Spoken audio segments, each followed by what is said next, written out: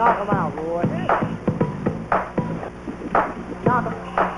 Knock him out. Knock him.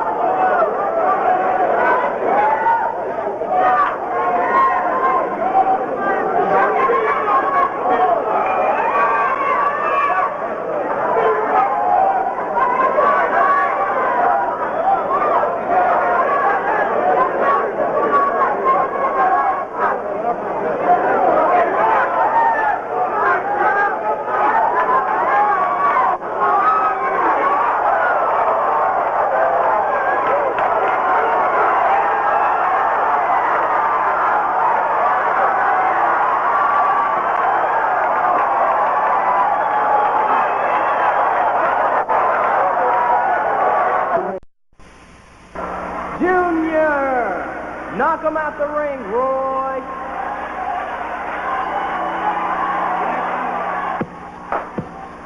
Hey.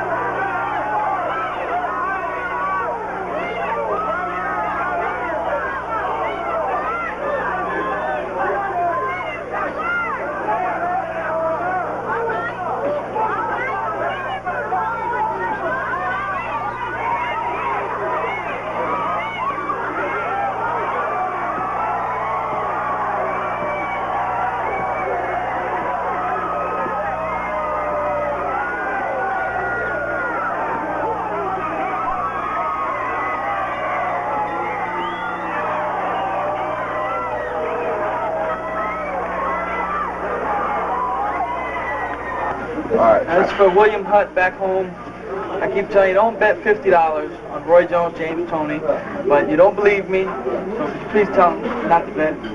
If you want to lose your money, be a fool and bet on James Toney. On whatever day that we do meet, his head, I'm going to beat. Hey, so you get ready, huh? Punch him and then show him how you gonna fall with Alabama State.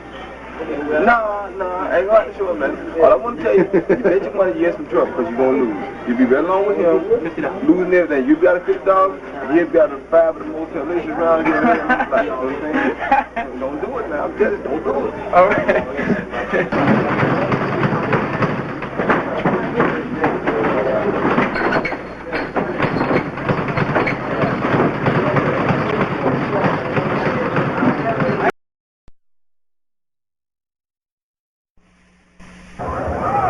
And now, ladies and gentlemen, from the Mecca of boxing, New York City's Madison Square Garden,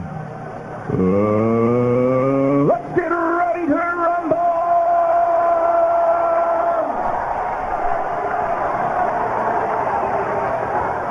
Introducing first, fighting out of the red corner, wearing burgundy trim with white and weighing 175 pounds.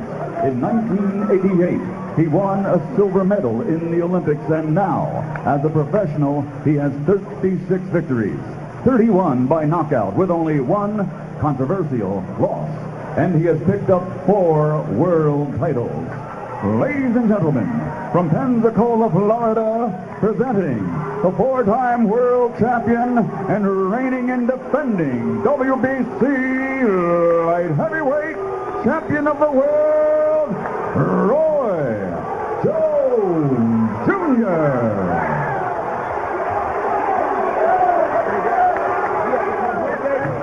And his opponent across the ring, fighting out of the blue corner, wearing black, trimmed with gold, and weighing 175 pounds. His professional record, 27 victories, 19 by knockout, with only 1 defeat. Ladies and gentlemen, representing the pride of all Puerto Rico Americans from the Bronx in New York City, here is the reigning and defending WBA light heavyweight champion of the world, Lou Honeyboy Tule.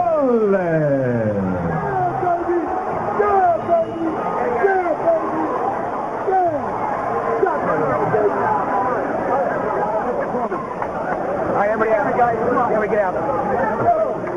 Everybody out. Let's go. Let's go, guys. Everybody out. Get to the corner. Let's go. Let's go, guys. Which corner are you at?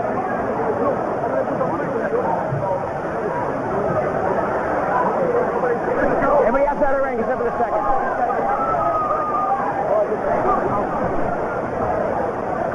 Come here, Louis. Good evening, gentlemen. We went over all the rules in the locker room. I'm here to protect you. Listen to me at all times. Let's touch gloves and have a good, clean fight. Let's go. Touch gloves. Let's go. Come on. There you go. Let's go. Bad blood. These two guys don't like each other. That was not a love kiss. Jones says Del is a traitor for never having indicated to him when he was sparring with him that he'd like to fight him someday. Del says that Jones is conceited, stuck up, and needs to be brought down to size. You can see that Del is a southpaw. Jones has only fought 1 southpaw previously in his professional career. First-round knockout of Antoine Burr. Del chances, you want to make him a lot, he's got to stay busy, fight 3 minutes every round. Don't allow this guy to set up or do anything. And of course, Roy Jones just be himself. Go out there and make sure he doesn't give this guy any confidence. Jones told us he wants to develop a rhythm that will tempt Del into throwing his cat punch, his left cross, straight left hand. Sometimes he loops it. Jones says, if Del will throw that left at me, I'll find a way to counter it. Del already threw one of them to the body. I imagine Jones is waiting for him to try it again. No punches, get back.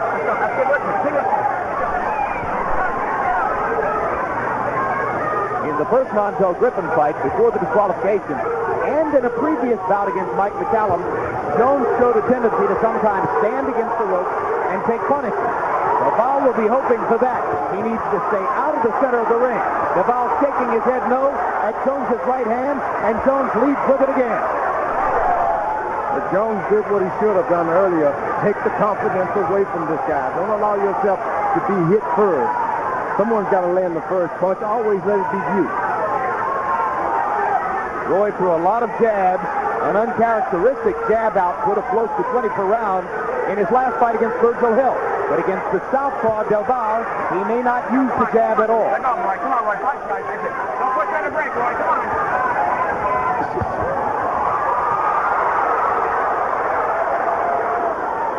And you can see the taunting that's already going on between the two fighters in the ring.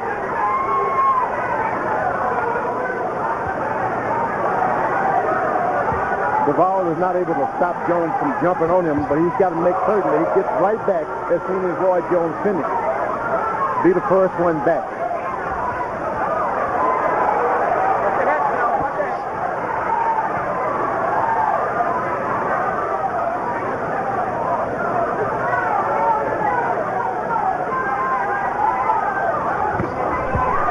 Right hand to the body by Jones, landed in the middle of the chest.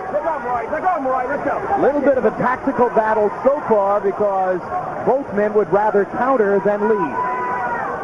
Duval is having the best of it because he's the heavier guy. When you want to throw a lot of punches early on, it's to the bigger guy's advantage because he's got that weight to make you a little tired. Hard left hand by Jones at the end of round one.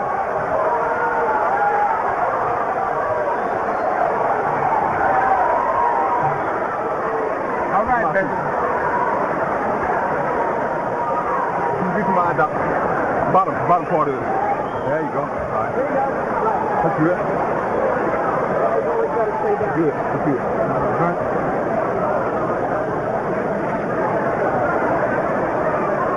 Good work. Good work. Deep breath. Yeah, baby. Deep breath. Nice and relaxed. Nice and natural. Right. Okay? Thinking. I look good, though? Oh, you look very good. Very good. Don't worry. Very good. You start the fight over. Right. Pace. Pace around. Nice and relaxed. A lot of pace. Okay? End of the round. Roy Jones goes a right and follows it up with a leaping left. That first round was more about personal stuff between them for old time's sake. Perhaps they'll settle down to a real prize fight from here on out. That'll be interesting to see when punches start to fly. Duval only 231 punches in round one. Jones only 226. That's a very low output for both fighters. But both fighters like to pick their opportunities. Neither one is the kind of warrior who's going to throw 75, 80, 90 punches in a round. Now, Duval is doing the kind of fight that he should be doing. Always fight. Never stop and wait around and see the action.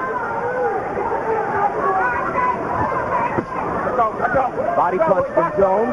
Let's go, fellas. Let's go. And a right hand by Jones as they stepped out of that clinch. And Duval tries to come back at him and manages to pin Jones against the rope, but lands only to the body. 3 body shots, 4 body shots by Duval as he leaned in against Roy there. Now remember, Roy Jones has added to his repertoire this straight left to the body now, so Duval is better be careful. Chopping right hand over the top by Jones. There's a little bruise on Duval's right cheek under his right eye.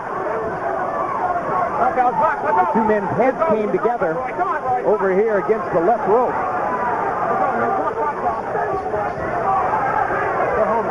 Duval swelled in the second round of his battle against Virgil Hill in Grand Forks, North Dakota, under the right eye, just as is the case again tonight. Roy Jones is looping with his left hand now. Straight left, should be straight, but he's looping with it. Looking for one good shot, a knockout. No punches, stop! Step back, good job, let's go. I think we can see we're not going to see any left jabbing out of Roy tonight. No, Roy Jones has been the most successful fighter. Just as I say, he throws a left jab. Yeah, most successful fighter in his class without a left jab. generally it's a necessity to have a left jab in this business, or a right jab. Yep. Now Jones in a southpaw stance. Suddenly Roy switches into southpaw stance. But he doesn't switch and jab.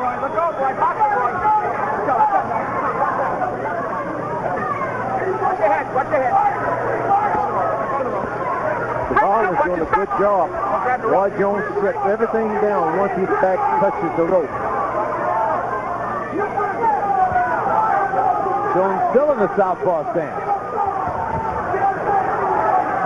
And Bilbao, of course, unaccustomed to fighting against the southpaw, backs up and tries to get a look at what Roy is doing.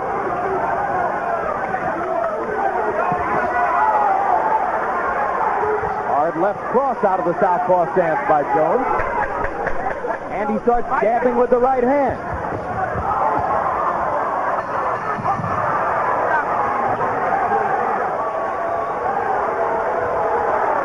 Mean intentions on those punches. But the road to wherever is paved with mean intentions in this game. Didn't land anything.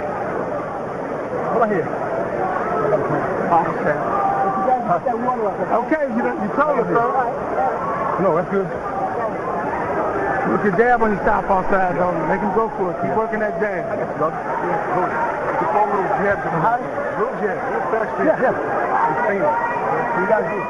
He's watching. Hey, let it come natural.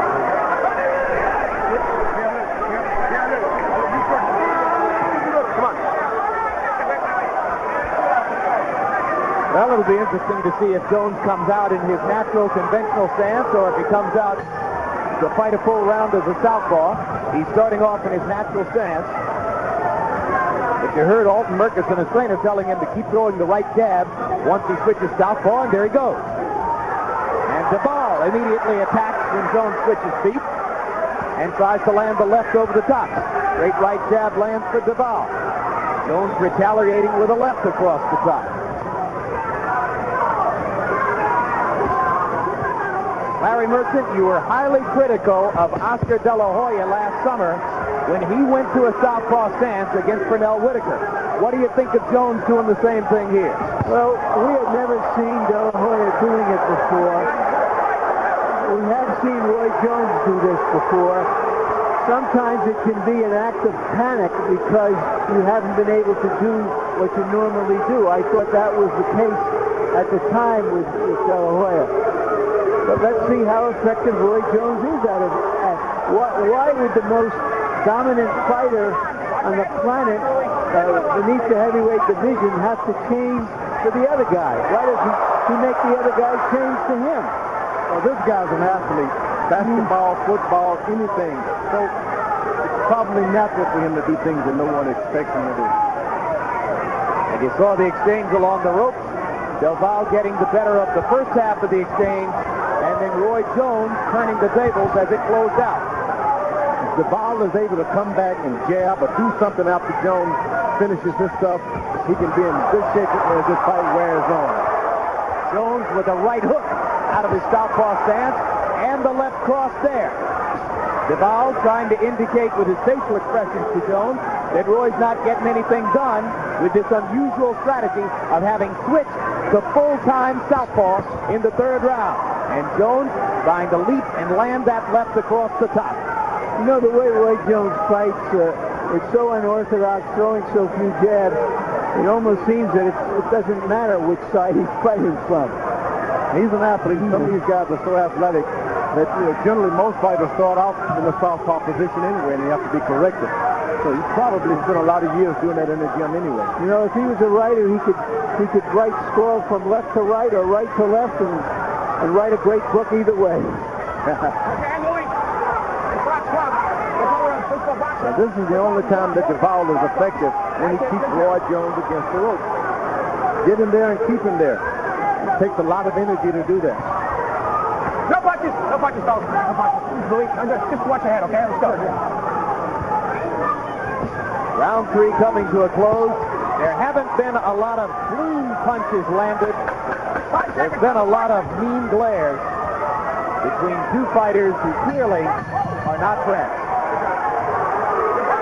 Del Valle is trying to frustrate Roy Jones. He may not be winning the fight, but he is causing some frustration. Okay. All right. Mouai Tai. You got him frustrated now. You got him in check. He ain't doing nothing. You freeze him, okay? Get the bottle off him.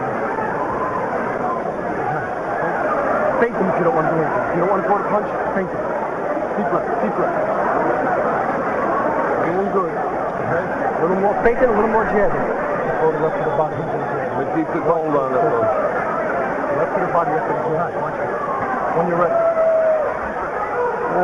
Del Valle called himself Honey Boy because Honey in the gym he grew up in was the ability to take a punch. There you see Roy Jones landing a clean left hand that's done a lot of damage to a lot of fighters. Del Valle took it. He got a taste of Roy Jones' honey. Del Valle in the third round only threw 22 punches. That activity level is not going to win him the fight. Harold Letterman, how do you have it through the first three? Jim, I've got a 3 left in 30-27. Roy Jones Jr. Meanwhile, the crowd goes crazy as Del Valle begins scoring in the corner. He's throwing punches. He's not the one holding on, though. Roy Jones has his hands tucked under there. And referee Jim Santa just pulling the two fighters apart. No warning on either side. Jones thought he was being held. You heard George Foreman say, no, Roy was doing the holding. And Del Valle had his best flurry of the fight. Body shots from Jones. Del Valle's corner told him, if you're not going to do anything else, just feint. But Roy Jones, if you feint and don't do something, you'll clean your house. Not a good idea to feint. Let's go, Maury. Come on, box. Box out. So you box away out. Let's go. That's it. Good job. Good job.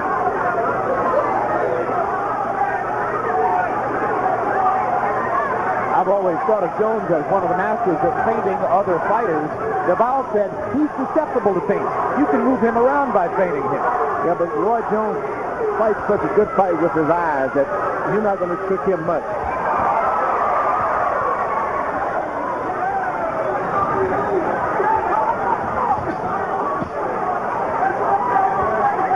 He's doing the feinting. Jones is throwing so many hard punches. It'll be interesting to see how his conditioning holds up over the course of the fight. He's taking this fight on extremely short notice given his past habits as a businessman. And another thing is developing to a light heavyweight fight. There's no longer that middleweight thing happening now.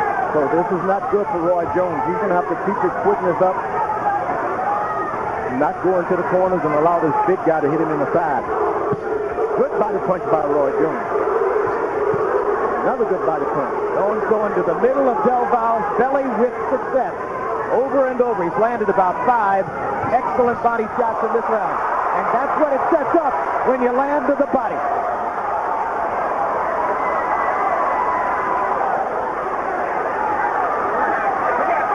Leroy Neiman, the artist, is here. And sometimes these two fighters look like they're posing for him.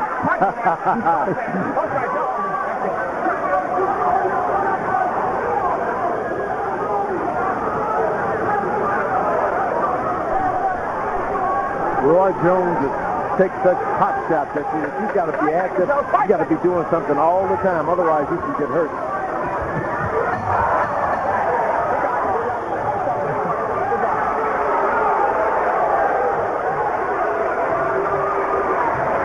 You ain't gonna take no chances. You lay it on him. Way to get the right hands in. Towel, wipe my face. Don't put my stomach in, baby. I got you. You lift his mouth through that. There you go. I'm gonna hit him every once in a while like you hit him. This Turk ain't gonna take no chances to come in. He's fighting defense. He knows. He already knows what's waiting on him. Just stick with your game. Baby, listen to me. Left hand hard, body set it up. Okay, just fall him back on it. That's good. Deep breath, baby. There you see Del Valle with his best punch. Clean shot on the jaw, and now he holds hips and tries to rough Jones up. That was early in the round. Jones dominated the second half of the round. Hard right hand, oddly enough, to the right side of Del Val's jaw.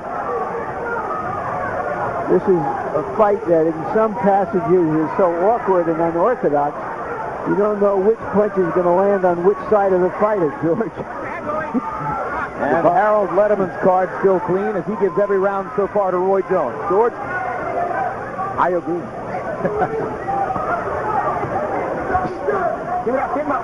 The thing that's so good about Roy Jones, though he has good power shots on the top, continuously goes back to the body. Yeah, I was just getting ready to say, the best work he's done tonight are those body shots.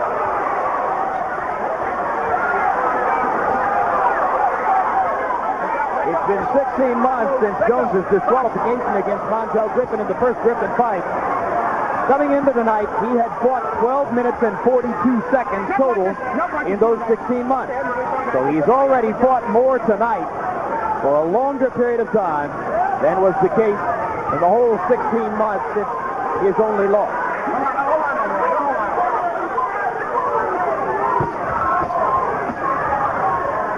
Let's go, Louie. And we haven't seen the southpaw stance since the end of the third round. Come on, Louie. Watch your head, Louie.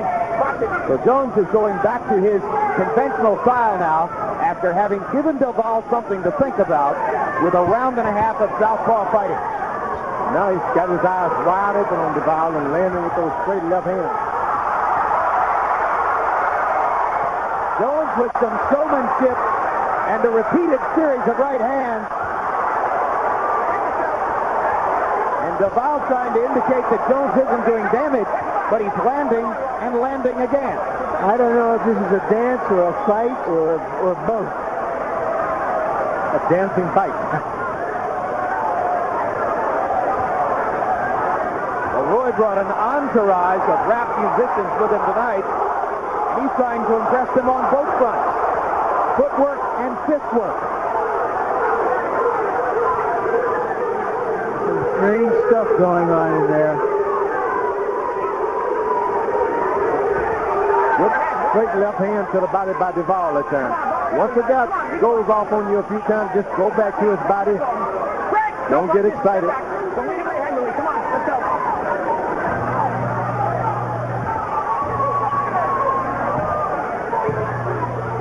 Yeah, Delval somehow got to ignore all of Jones's unconventional brilliance and stick to the business at hand. I think he did well to stay with the body, George. Yeah, Roy Jones is landing some effective shots now. It's a matter of Delval just waiting to be cleaned out if he doesn't get active. Can't wait around on Roy Jones. 5 seconds. 2 seconds. Time. Good job.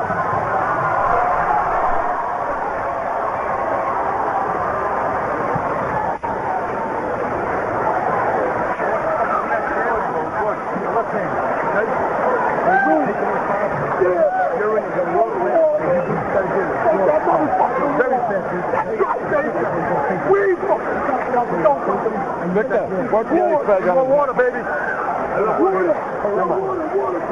I got some more water, but ain't nothing. Need some water.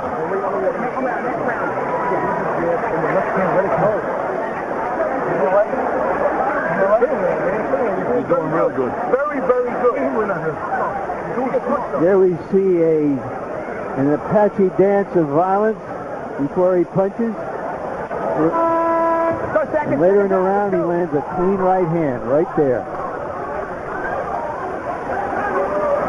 Well, you heard Joe DeGuardia, Lou Delval's manager, telling him that he thinks he's doing well.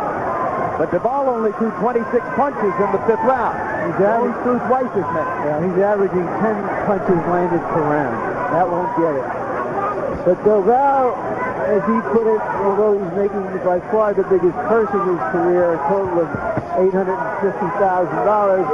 and he's fighting for respect. And you can see he does have passion in there, and he is fighting for his hometown fans. And going this far with Roy Jones in itself is an accomplishment off of Jones' recent form. Work your way out yourself. Come on, work your way. You got to be dedicated to your training at this point. You're not winning the fight, but something can happen if you keep your stance, use your jab. You can make things happen. You got to believe that if you're boxing. First light heavyweight unification bout in 15 years since Michael Spinks unified the title against White Braxton in Atlantic City in 1983. Roy Jones is throwing some really hard jabs here for him. We've seen him in the past throw some of those 12-inch jabs that were really faint. That's some of the best body punches I've seen thrown in that weight division. That was a vicious body shot. Remember that Jones knocked Virgil Hill out with a single body shot to the left side of Hill's ribcage. Three-punch combination with the right hand. Roy says, oh, you don't think I hurt you with that? We'll take some more. Now, when you start throwing reckless punches like that to the body, you run into the elbow and you end up hurting your own hand. Jones may get his right hand into a problem. I think Duvall's spending entirely too much time offering commentary on Roy's work and not enough time working himself. Yeah, well, a fight can be seen as a violent dialogue, but they're having words as well as fistic dialogue. It's just that Duval is not answering with his fists often enough. Another body shot from Jones. Makes Duval jump in the air. Duval's only thrown 10 punches so far in this round. With that kind of power, Roy Jones belongs in the heavyweights. Hard right hand inside by Jones. He keeps this up. He's going to start painting Duval's face as the rounds go by. And you can see there's swelling under Duval's left eye now. We go with the swelling under his right eye. So Jones has begun to make Duval's cheekbones expand. Protect yourself. And again, Jones switches to the southpaw stance. So once again, the tactical wrinkle, which obviously he put in just for this fight. 3 seconds. Jones jabbing with the right hand and crossing with the left.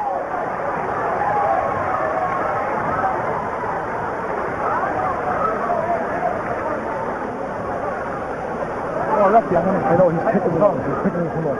Picking it? He's picking it from up. I don't want you laying there. Keep those hands up, very up high. Let them come straight out from high. Again, high. High up. Yeah, he's taking the steam coming out of his punches. Listen to me, baby. Roll it from the hands up high so they come out faster. Which one? Oh, both hands up high. Both up high. Let those hands go. Okay, walk in with the jab and let the left hand go. Deep breath. Deep breath. Don't let him go. Here's the body shot. It was a shot like that ended the fight against Virgil Hill. Later in the round, a winging right hand landed high on the cheekbone. Didn't do a lot of damage.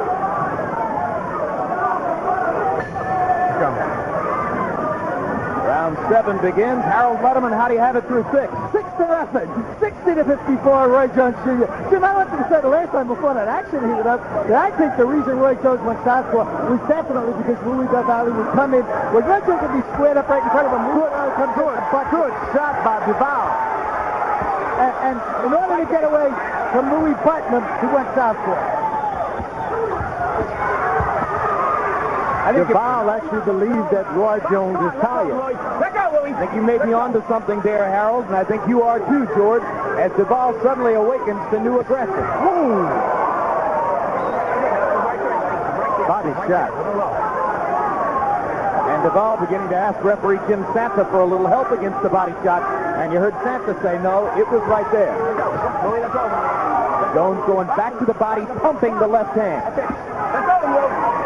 Break! No punches! Up the arm, okay? Doing good, let's go.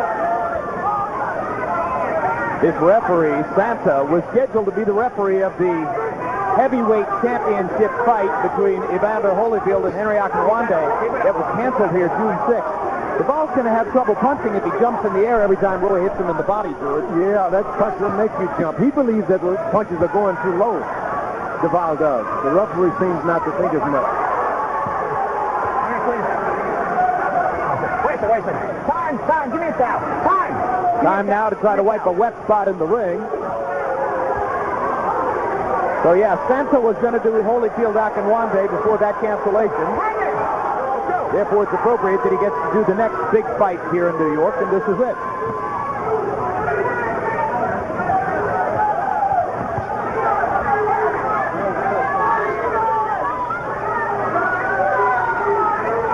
Duval has got something we got to point out. He's got willpower. He gets beat up, but he still maintains the aggression.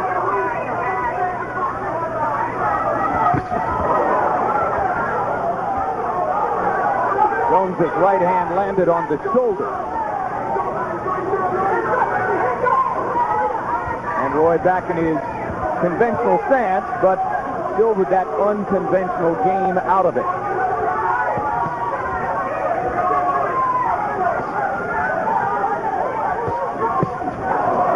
Roy just raping Del Val's belly with body shots. Yeah, and if he lands too many more of those, Del is going to go down because of it. But Del Val just missed with the left over the top and got butted in the eye.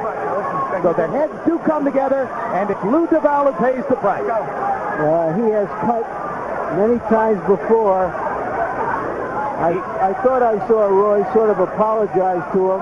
It obviously was not a deliberate fight, but this fight will not go on more than another round or two with a cut like that, it appears. Well, you heard Harold Letterman saying that he thought Roy had switched southpaw to avoid that kind of butting. They were in the normal configuration with DeVal fighting southpaw, Roy in his conventional stance, and boom, the heads came together.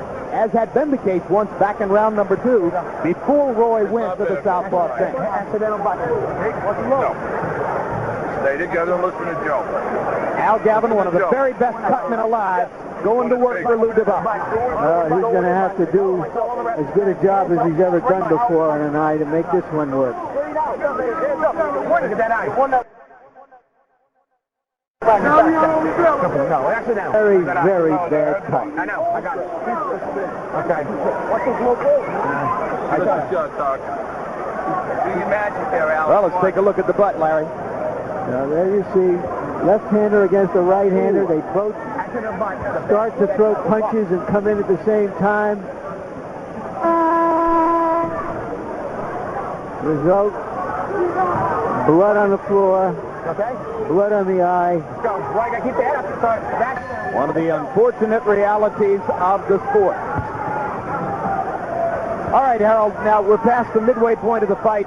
What happens if the bout is stopped because of that cut? Jim, beyond the 4th round, under the rules of the Association of Boxing Commissioners, if this fight is stopped because of that cut, we go to the scorecards. Whoever's ahead on the scorecards wins.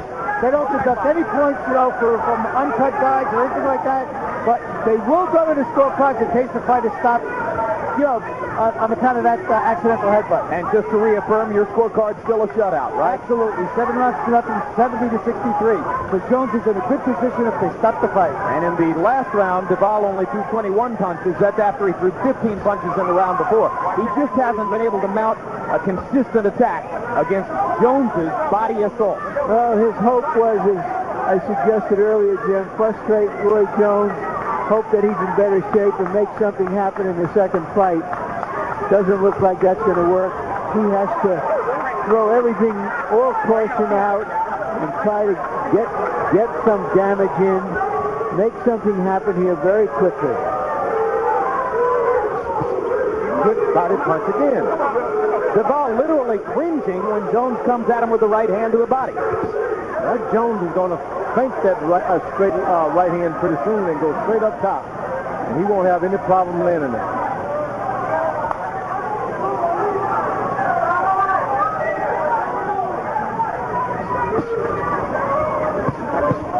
I don't remember before the Virgil Hill fight, Roy Jones throwing an awful lot of body punches, but he has suddenly discovered it and has fallen in love with the idea of throwing body punches.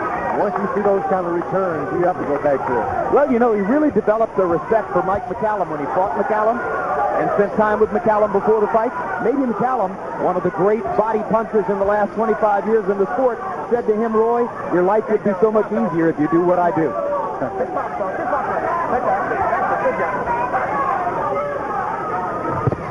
Good left hand by DeVal. Never before knocked down. Roy Jones cleanly knocked down on a straight left by Lou DeVal. That's the hardest punch I've ever seen Roy Jones take. DeVal is desperate, trying to make something happen, as we said earlier. He hurt Roy Jones. He's been thinking all night Roy Jones is getting tired. Though he was being hurt, he He kept the confidence that this guy is running out of steam. Well, in his only loss, Duval knocked down Virgil Hill with a straight left hand. Now in trouble against Roy Jones, he produces knockdown lightning again. Now Roy Jones is doing an excellent job of holding on. There's nothing wrong with holding on.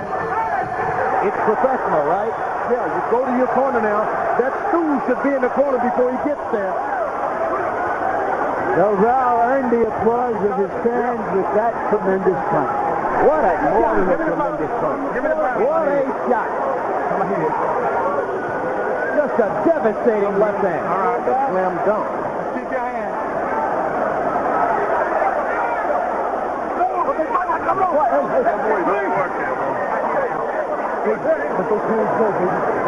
Here comes the knockdown. Roy turned his head, as you saw. Never had an idea the punch was coming because his head was turned away. Watch him turn away right there. This is what happened when you get hit by a light heavyweight. He's a heavyweight by this time. You know, we've often asked, what would Roy Jones do if he ever got in trouble, if he ever really got hurt? Perhaps we have a chance to see it tonight. Well, as George pointed out, he showed the professionalism of knowing how to stop the clock, in effect, and hold on to get out of the round. Then he came back to the corner with triumphant body language. Let's see if he can go back to doing what he was doing.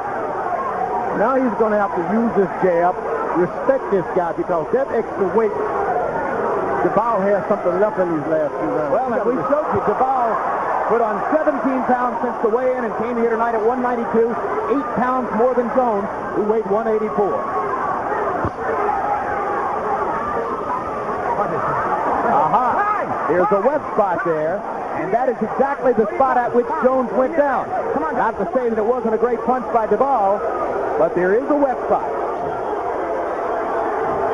No, Jim, it's on the far side of the ring, over there. Let's go. I don't think they got the wet spot. The wet spots are going to affect Roy Jones most because he's spreading his legs so far apart and expecting to be able to jump up and move. And also, he's the one that's making the ring wet. Look at the water dripping from his trunk, Jim. Harold, wet spot comment? Okay, Jim, look. Alton Murchison is choking Roy Jones down in between rounds. I mean, he came out with those trunks soaking. The executive director of the State Athletic Commission, Tony Russo, is in the corner right now with Alton Murchison chewing him out.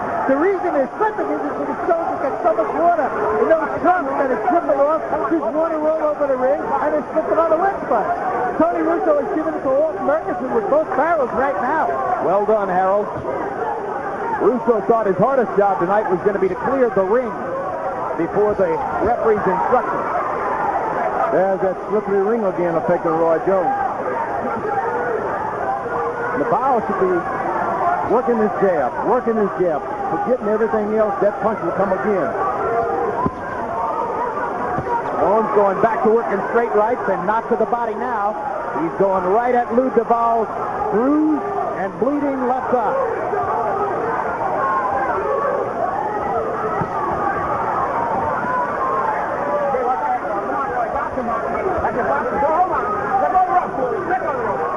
Al Gavin must have done some job on that eye to keep Duval in the fight. And Roy Jones has not exploited it up to now. He has not tried to land one shot on that eye, which I think is really professional. He wanted to win. He wanted to win easily. Didn't want to go for a cut. There are a handful of brilliant cutmen in the sport. You saw the miracle that Joe Souza put together with Arturo Gatti here in the Garden a couple of years ago against Wilson Rodriguez. Souza's one of them. Gavin is certainly another. Let go, Roy. Let go, Roy.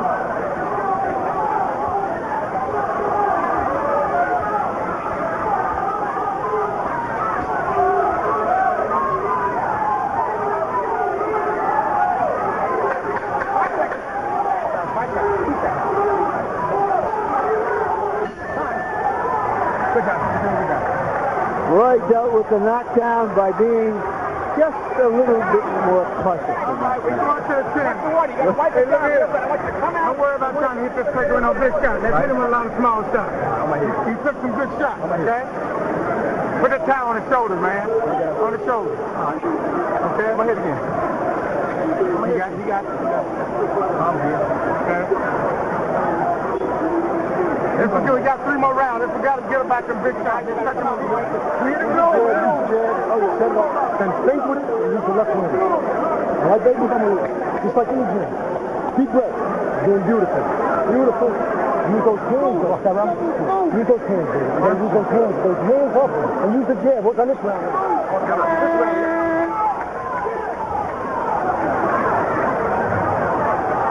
Well, unless there's something unusual going on with the scoring, Duval shouldn't have to worry too much about whether he's winning rounds. Jones should have that situation well in hand.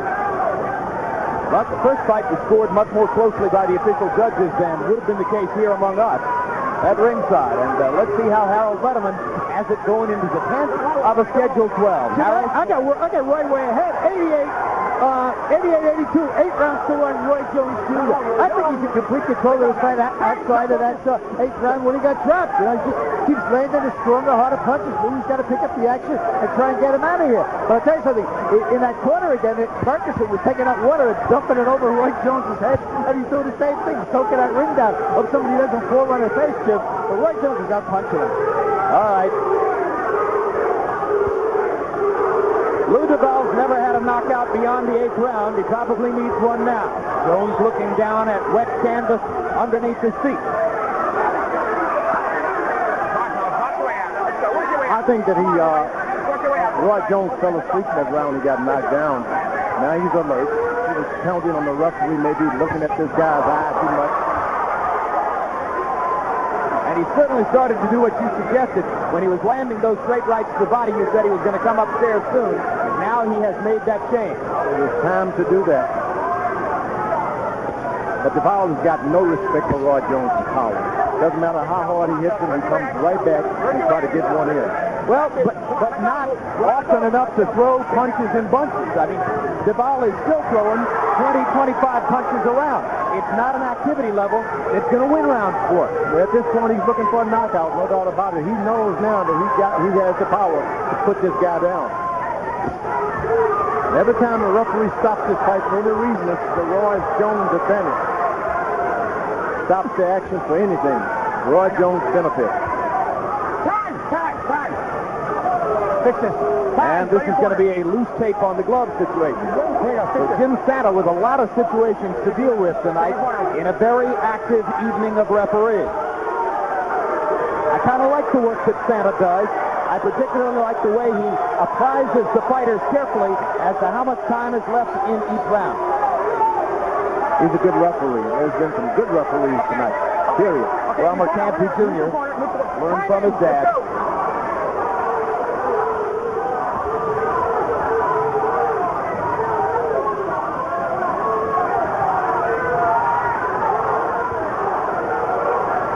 Sometimes when someone hits you with a straight left like Duval did earlier, Roy Jones should adjust his defense. Bring his hand a little closer to his face. Box away out. Let's go, Roy. He hasn't done as much, so that punch is still there for Duval. Jones smiling at trainer Alton Merkerson as he clinched momentarily there with Duval. Jones landing the straight rights now, foregoing the body punching, which sustained him throughout most of the fight. Duval trying for another one of straight lefts of his own and just missed it. It's there all night for him because Roy Jones has not adjusted his defense. Duval hit him with a good straight left a minute ago that did shake him a little bit. You think Roy's just too arrogant to adjust his defense? You think he's just too arrogant to adjust his defense? Yeah, that has a lot to do with it.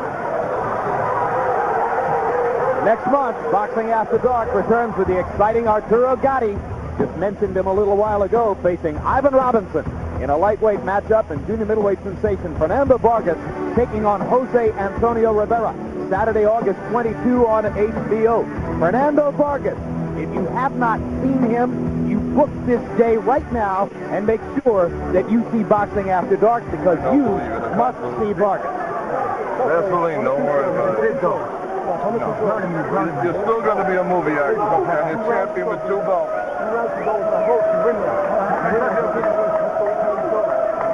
How's that ice?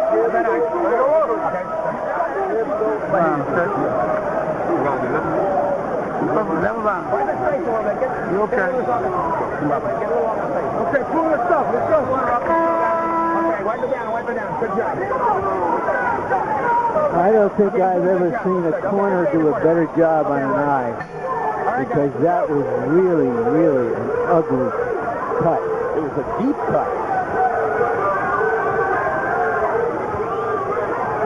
Well, we've covered Gavin with glory, and deservedly so, for the work he's done in keeping Lou Duval in the fight. And remember, the knockdown occurred after the cut. You know, the stoppage of the action really benefits Roy Jones. I don't know why they don't get there and tie that glove up and keep it tied. Taped up correctly. Every time they have to stop in action, Roy Jones refreshes himself.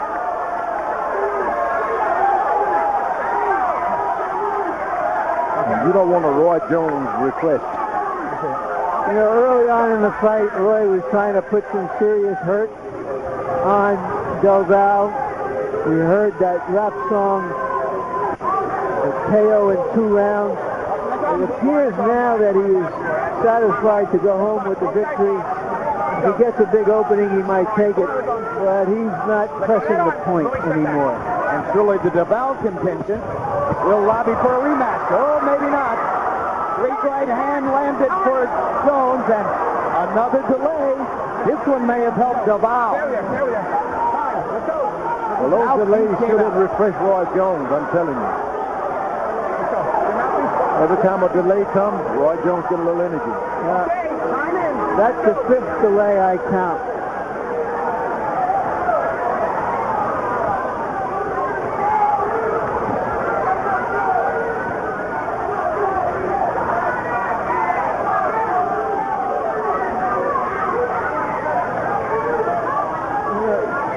Given Roy's unorthodox style, given Del Val's left-handed style, Same punch that knocked him down a moment ago, he gets caught with again. And you're right, he still hasn't adjusted his defense. You got to adjust your defense. You just can't go to your corner and your corner agrees with you. You got to give you some kind of instruction.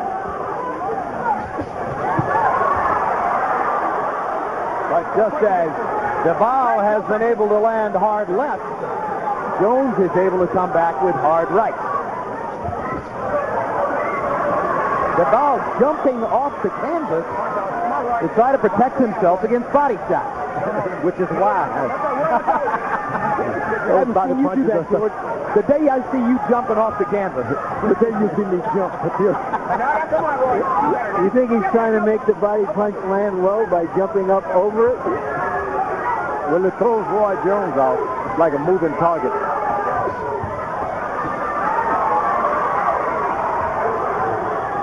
Roy Jones is trying to mix it up, but this does not benefit Roy Jones to mix it up with this big guy.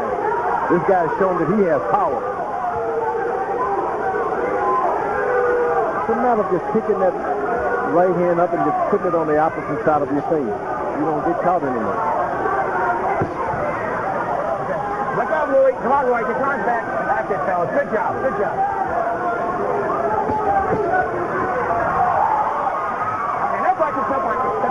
This has been another low-activity round for Duval, with the exception of the one hard, straight left hand that he landed. Hasn't had a chance to throw many punches. Come on, let's go. Jones with a much bigger punch output and landing consistently with straight right hand. Step back, come on, guys.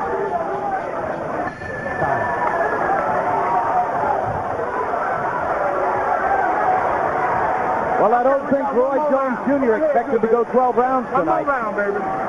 No, I think he came out as RJ early in the fight, but he's Roy Jones at this point in the fight. I thought you slipped. I did kind of slip, but you did. You were a good damn shot. Who's the water? I want to hear it again. Use those hands. Water. Use those hands. Hands up. Use them. When you're getting off, you're backing up. Right. Okay? Use them. Okay. You heard him before. You'll do it again. Water, Victor. Water. Come on, ladies. Look at this shit. All right. Let him go. Don't let him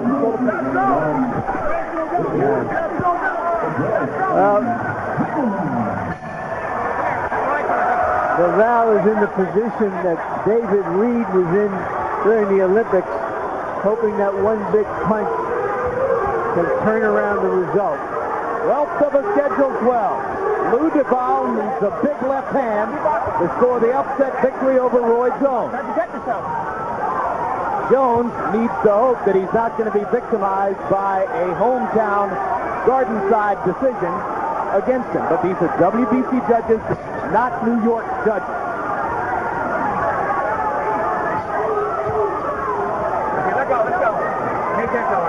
Jones taking a lot of chances. He's been a little extra courteous. Anything can happen in a minute, in 2 minutes.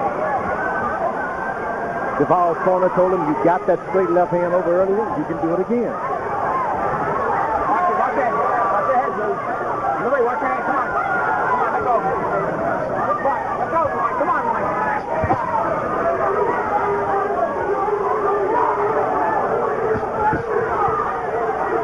Well, whatever else he gets out of this fight, guys, he'll be able to relive that knockdown of Roy Jones for the rest of his life. Man, it was like a slam dunk. Body slam, I mean. First time Jones has ever been knocked down in a professional fight. And he's halfway now to Oscar De La Hoya's total. De La Hoya's been knocked down twice, much earlier in his career. And DeVal can both. I had him down, and did I have him down good? I had him down in New York in front of all my buddies. Well, this will be a moral victory for Del Valle in his hometown because of the high expectations anytime Roy Jones comes into the ring, because of his reputation as the best fighter in the world south of the heavyweight division.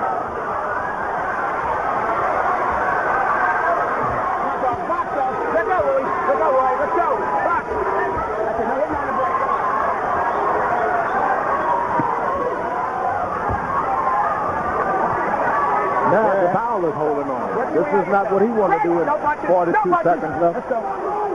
Well, because of their unorthodox styles, George, it's almost like two guys trying to converse in different languages sometimes. They just sort of fall all over each other. Yeah, it's happening over and over. A couple of rounds ago, you heard Cutman Al Gavin tell Lou DeVal, it's okay, you're still going to be a movie star and a world champion with 2 belts. Well, maybe he'll be a movie star. You never know about these judges. You got to win these boxing matches. You got to win them with the guy on the canvas. Well, Roy Jones is closing the show. DeVal apparently too exhausted to do much in the last couple minutes of that round.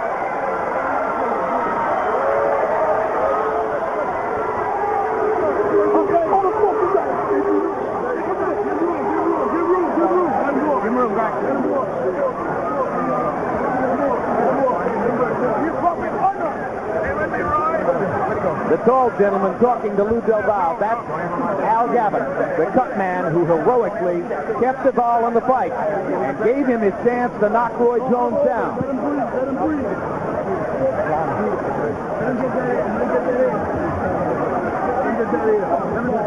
Harold Letterman, your final scorecard. Chin, 118, 109, 11 rounds to 1. Roy Jones Jr. I just thought, the story is he outpunched him. I mean, he's just too great an athlete, but it certainly was, a Rocky I story for Louis Del Valle. He went the distance. Nobody thought he'd go the distance. It's amazing that he takes such a great punch, And, I mean, I thought Roy did, most of his stick for us. I like that walk-away move that he stole from Jersey Joe Walcott. He walks away, turns around and whacks him. The shuffling of the feet. I mean, I think we saw it all tonight. Just about the wobbling of the knees. I mean, he did everything to Louis Del Valle but shoot on him. So, Roy Jones with a decisive victory. You got a big laugh from George, Harold. And because he was telling it like it is. There are millions at home having just as good a time as you're having, George. Highlights of the fight. In early action, Roy Jones was able to dominate with greater punch output. He landed straight right hands. He went to a conventional stance and landed left crosses out of that conventional stance. He landed the right upstairs and downstairs and dominated through rounds 3, 4, 5, and 6 with silent action like that. right hands to the body, lifting Duval off the canvas. Then in the 7th round, the unfortunate moment when their heads came together and the horrible cut that ensued over Duval's left eye. And then in the 8th round, Roy Jones knocked down for the first time ever on a straight left hand from Duval that landed right on the button. Jones was able to come back from that and get the better of his man in the closing round. And we'll now see if the judges saw it the way we did. Michael Buffer. Ladies and gentlemen, we go to the Budweiser scorecards. Fred Ucci scores about 118 to 109. Marty Denkin has it 118 to 109. And Dwayne Ford scores it 119 to 108 for the winner, who is now the unified WBC, WBA light heavyweight champion of the world. And he is Roy Jones Jr. So it turns out to be a lopsided unanimous decision, as one judge has it even more one-sidedly than Harold did. Harold did a great job this time. Harold called this number. Well, Harold always does a great job, George. Sometimes the other guys don't do as good a job. I knew him when he was young, and he was doing a good job. But this is Harold, you don't think he's still young? Yeah, no. By your standards, he is. So Jones celebrating. I deserve that. You doggone right you did. I heard you were going to fight somebody when you were 50, but I don't know. Final punch stat numbers. Jones landing 233 out of 483. Duval 113 out of 286. And it's as simple as that. That's the reason why Jones won a lopsided decision on the final scorecard. Particularly the body punching with the right hand. Very effective throughout the fight. He had his old friend Mullins to come in and help him. He had Keith Mullins, the 154-pound world champion, sparred with him getting ready for the fight. And you can see that Jones threw 132 jabs. I wonder how many were southpaw jabs thrown with the right hand and how many were conventional stance jabs with the left hand. Probably pretty evenly split. Good jab landing percentage for Jones at 43%. Tough to do that against the southpaw. Let's go to Larry Merchants in the ring. Thank you, Jim.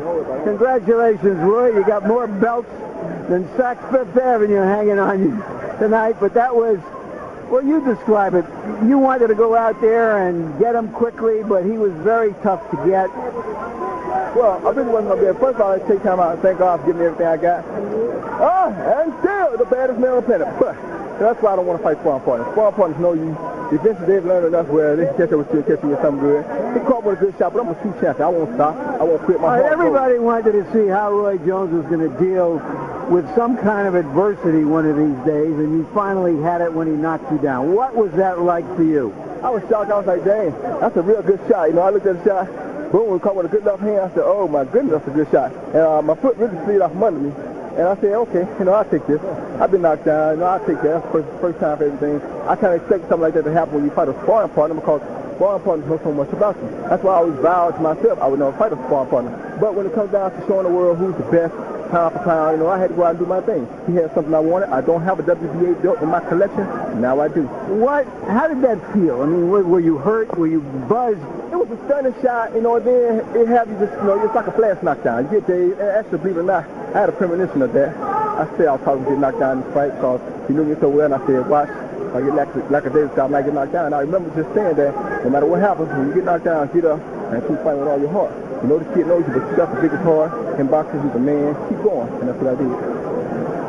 Early in the fight, you switched to southpaw. Why? Because I knew he knew my right-handed stuff too well.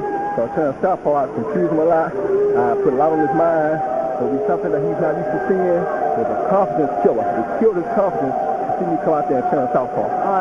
When he was cut, when your heads collided, it would look like a really bad cut. It looked like the fight could not go on very long, especially if you would try to exploit it, but you never seemed to go after it. No, I wasn't going to talk about the cut because the cut is what caused you to run into a big shot, you know what I'm saying? If I would have got anxious and overreacted, I ran right into something big. I ran into a big shot anyway, just underestimating, thinking that he was about out of there, you know, and it happens that way. But you can never go out a guy just because he's bleeding. He's desperate. He's more dangerous then than he is when he's clean. I knew he was going to be dangerous, so I just said, look, don't worry about that. Press him, keep the pressure on him, you'll win the round. You win the round, you lose that round, but you win the fight. Having finally been caught with a big shot and been knocked down, does it make you feel, okay, I'm a prize fighter, I've showed I can deal with anything that shows up in the ring? You know what? I've been dealing with adversity all my life, you know what I'm saying? All my life, I've been dealing with adversity, you know what I'm saying? From Seoul, they showed that tonight. I said, why something happened to me tonight to carry me back to that? But I'm going to show after this why I'm who I am. Seoul Olympics made me who I am. They saw that loss, they knocked me down, I came back. They saw this knockdown tonight. What am I going to quit? I'm the best thing that ever happened here, you know what I'm saying? I'm a fighter, I'm a true fighter. God bless me with talent, and I'm going to come out here and use that talent to be all I can be. Thank you very much, Roy Jones. Redeem himself. Hey, we still the man, you know what I'm saying? All right, Jim, what Roy is really saying is that it was Pensacola 2 and New York nothing tonight. We saw some of Roy Jones, some of RJ, the bad Roy Jones, and we saw a pretty good Lou Doval give his best in his hometown. Jim? All right, next Garden here in New York City. Let's get ready to rumble!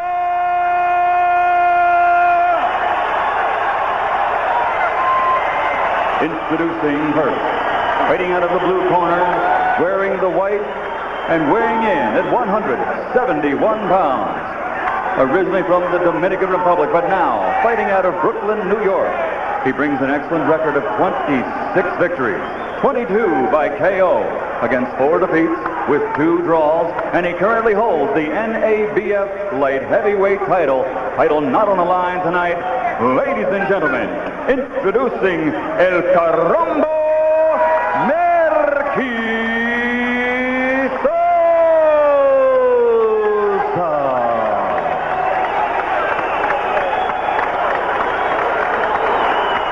His opponent across the ring, fighting out of the red corner, wearing the black and blue and weighing in at 171 pounds also. He comes to us from Pensacola, Florida. In 1988, he won an Olympic silver medal, but he should have won gold because he was voted the most outstanding fighter of the 88 Olympiad by his fellow fighters. His professional record, 30 victories without a loss, 26 by KO, and considered by many to be, pound for pound, the best fighter in the world today. A 2-time world champion, ladies and gentlemen, the reigning super middleweight champion of the world, Roy Jones Jr.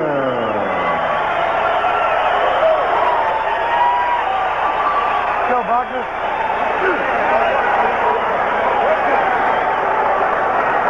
We're giving you instructions in the dressing room. I expect a nice, clean fight. I want you to protect yourself at all times. Listen to my commands at all times. Touch gloves, let's do it. Jungle time! I'm not sure what Sosa yelled as they broke from the middle of the ring, but I know it has something to do about going to war. Crowd came back to life. Atmosphere crackles in the Garden again. The man regarded by many experts as the best fighter in the world gets ready to go to work. Roy Jones telling us yesterday, Sosa will be the hardest opponent of my career. And Sosa starts out as the aggressor, but Jones counters with a left hand and gets off the ropes. And you can see Merky Sosa, he has that Caramba nickname, he's knocked me, which takes a lot away from his footwork, and we figure that Jones' speed is going to bother him a lot in this fight. Sosa with a hard right hand to the body, tries to bring the left hook up top. Jones starts to land, and now Sosa stops throwing. Roy Jones going to the body as he works Sosa against the ropes. Jones willing to take some chances early. Said he would stay closer to Sosa than he has the other opponent if it didn't hurt too much. Right now he doesn't have much of a choice because Sosa is just smothering him. Back ahead. Jones digging the left hand to the body. Sosa leaning in and looking for opportunities to fire shots in close. Talk about a guy being fired up. Sosa is really fired up. He's got a tremendous opportunity to emerge from obscurity, and he has confidence that he can do it. But Jones is starting to show that incomparable hand speed as he beats a tattoo against Merky Sosa's head with the left hook. Break. Step back.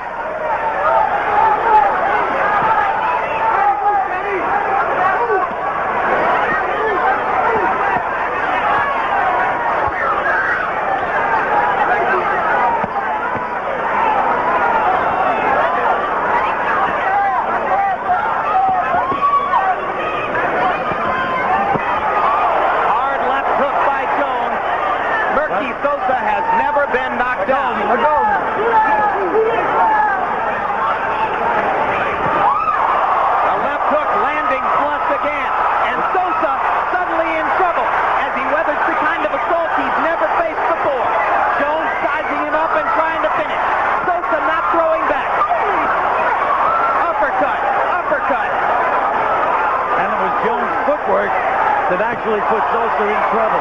Right hand over the top, partially blocked. Jones wanted to finish it all with that one right hand shot. Now Sosa's head begins to clear a little bit as he pulls Jones in toward it. Well, Gil, we've talked about the look that fighters get on their face when they taste that first Roi Jones left hook barrage in round one, and certainly Sosa appeared to be feeling something he hadn't felt before. They seem to say, wow, what is it? What happened to me? Left hook over the top by Jones. Combination inside. Referee Ken Zimmer pulls them apart.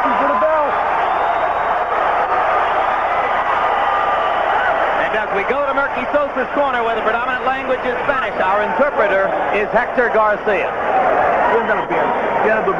Sosa, te metiste de frente. You're going in forward. Move side to side. Your hands are reaching, but you have to bend. Están llegando, la mano You're reaching it. Your hands are reaching the target. De no dejar de agarrar la brazo de él. Try not to hold his arm. We practice that. Don't forget. Don't forget.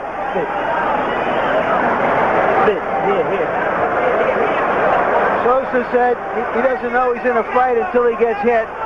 He knows he's in a fight now. That was early in the round. Seconds out. Go.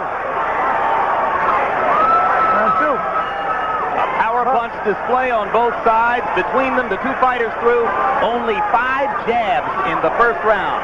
Jones landed 34 of 66 punches. 65 of them were power shots. Hard left hook to the body by Sosa. Well, Jones had mentioned that he wanted to fight Sosa on the inside, and that's what he's doing. Hard right uppercut inside by Jones. Set up the flurry of left hooks. Sosa leaning against him, but Jones is doing damage here. Now Sosa begins to score with his own left hook.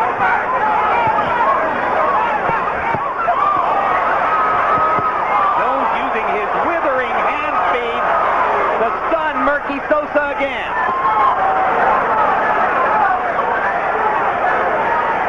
Sosa so far able to handle Jones's power, but when Jones gets started throwing multiple punches in combination, Sosa takes them all. But can anybody keep up the pace that these two guys are fighting, especially Jones, when he lets those flurries go? And Sosa momentarily stunned Jones there with right hand lead, left hook behind it. So his power punch combinations are working from time to time too.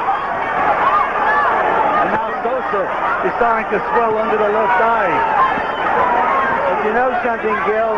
Jones has never been in a long, tough fight like this. Again, Larry, we're only in round 2. That's what we have mentioned. This is some pace.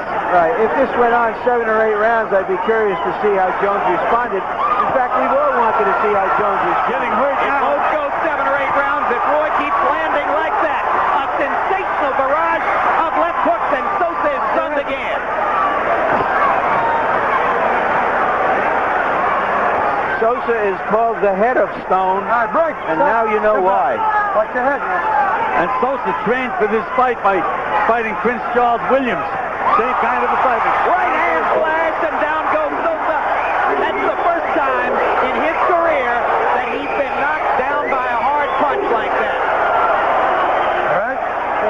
And Sosa wobbling a bit on those knocked knees as Roi Jones steps back in. Had to be a strange feeling for Sosa. But again, Jones just outmaneuvers him. Sosa not throwing back. Not throwing back. In trouble as Ken Zimmer stops the fight. And now Murky goes after the referee. The fuck are you stopping the fucking fight for? The fuck are you crazy? Fight's over. I agree with the Sosa people. That fight should not have been stopped. He had taken hard punches. He was covering up, perhaps waiting for Roy Jones to burn himself up a little bit. I didn't think he was any more hurt at that moment than he had been a half a minute or a minute before. I thought it was a quick stoppage. And maybe referee Ken Zimmer wasn't familiar enough with Sosa's style of fighting to know that it was nothing unusual for Murky to stand and take punches like that. Harold Letterman, what do you think? Jim, he should have called a standing 8 count. They have a standing 8 count in New York. If he would have given Sosa a standing 8 count, he could have observed what kind of condition Murky was in. At the end of the standing 8 count, he should have said to Murky, take a step toward me, and if Murky didn't wobble, you let the fight go. He should have never stopped it. That's the opportunity for the standing 8 count. He should have definitely called the standing 8 count at that point. Great point. You agree, Gil? I agree. Not only I agree, but everybody in the audience agrees as well. You can hear the boos from the fighting fans. Except, of course, for the most ardent Roy Jones fans who are simply celebrating. But indeed, this will be seen, I think, as a questionable stoppage, and we'll take another look at what happened, starting before the knockdown.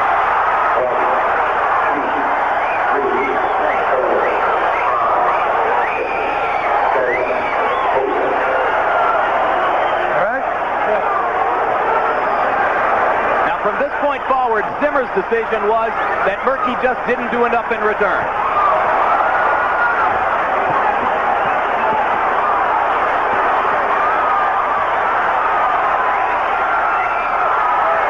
I don't know. I'm not so sure, guys. That's a lot of punishment when you're not throwing back. I agree with you about the standing 8 count, Harold. Okay. But I've seen stoppages of fights like that before, and so have you, Gil. Yeah, but Harold was 100% right. That's why they have the standing 8 count in New York State. The referee definitely should have given him a standing 8 count, and you have a chance to take a look at the fighter and ask him to take that one step forward. Sosa did get hit with a lot of clean punches, but he also blocked a lot of those punches, and you can see the way he attacked the referee when he stopped the fight. He certainly had his senses. Are they all right? Right now, let's go to ring announcer Michael Buffer for the official particulars on this one.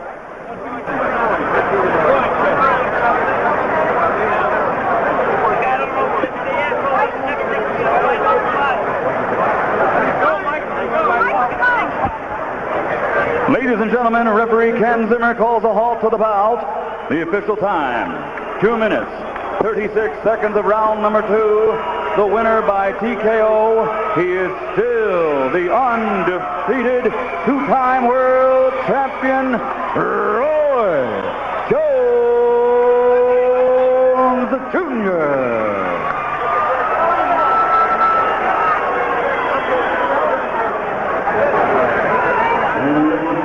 And a mixed response in the crowd as they listen to the particulars from Buffer. Warm benediction at the center of the ring for Jones and Murky Sosa, and a disappointed Sosa has to take his medicine after referee Ken Zimmer elects to stop it in the second round again. New York State allows for a standing 8 count, and our opinion as a group here at ringside. Gentlemen, introducing now the principals. First, in the red corner to my left, wearing the red trunks, black trim, weighing 173 pounds. He is undefeated in 33 professional bouts, 29 wins by way of knockout. He hails from Pensacola, Florida, and is ranked by the Bible of Boxing Ring Magazine as the best pound-for-pound fighter in the world, the IBF Super Middleweight Champion of the world, Roy Jones Jr. Jones Jr.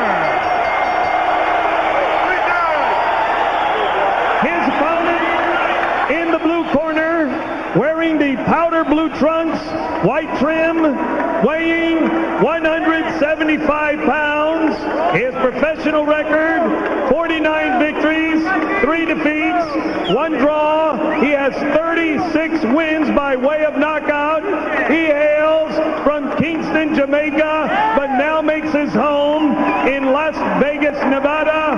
Former WBA junior middleweight champion of the world, former WBA middleweight champion of the world, former WBC light heavyweight champion of the world, Mike the Body Snatcher McCallum. 12 rounds for the WBC light heavyweight championship of the world. Come on, Mike. Go, Roy. Come on out, Roy. Come on, Mike. Come on in, gentlemen. All right, gentlemen, I'll be the third man in the ring with you this evening, in charge of this WBC World Championship bout at all times. I want you to obey my commands of break. If you score a knockdown, go to the neutral corner. Do not come out till I signal. Protect yourself at all times. Don't use your head as a weapon. No rabbit punches or low blows. Shake hands. Come out boxing at the bell. Jim, a boxing man once said about mismatches, the whole world is a mismatch. Roy Jones has certainly made most of his fights mismatches.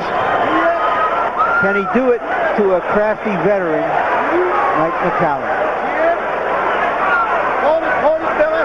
And we told you about the microphone, which has been sewn into George's trunks, into Roy's trunks. You've had one in your trunks for a long time, right, George? So at some point in this first round, we'll open up the Roy Jones microphone that's in his trunks and see what we hear. Now, Roy Jones' strategy should be go out there and do what you can do and do it quick. Move up a few more pounds and you can be heavyweight champ of the world. Don't take a long time doing it to make people doubt. You mean light heavyweight champion of the world? No, he can move up a few pounds. Every guy want to be heavyweight champ of the world. I have to go up about 30 or 40 pounds. That's what he's trying to do. Now, McCallum should jab this guy to the body, stay to the body, and make him pay for those extra pounds that he's put on. Yeah, coming up from 168 to 175, so McCallum will want to make him feel it early. Yes, jab him to the body. Every chance you get, touch his body. Roy Jones expected by those around him to be cautious in the first few rounds because of his great respect for McCallum's savvy and his ring skills and his counterpunching ability. On the other hand, they say if McCallum makes a mistake, Roy will show no mercy.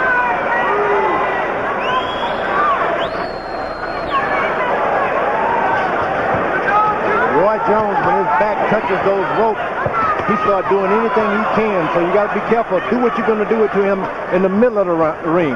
Don't go following him on those ropes. Jones keeping his eyes trained to the middle of McCallum's chest and throwing a left to the lower body. Near the belt line, he landed a right hand over the top about 20 seconds ago. And let's take a listen to the Roy Jones mic. It's in his trunks.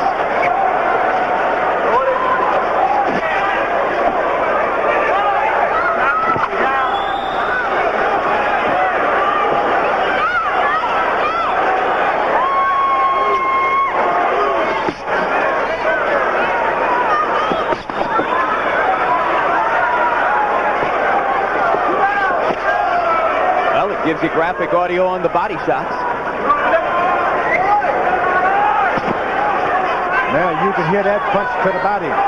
McCallum landed a good left jab. And remember, it doesn't look like much in the first couple of rounds, but if he can continue to do this, it'll pay off. He can slow Roy's pace and get him into a more deliberate engagement if he keeps landing to the body. That's what he's been doing to opponents throughout his long career.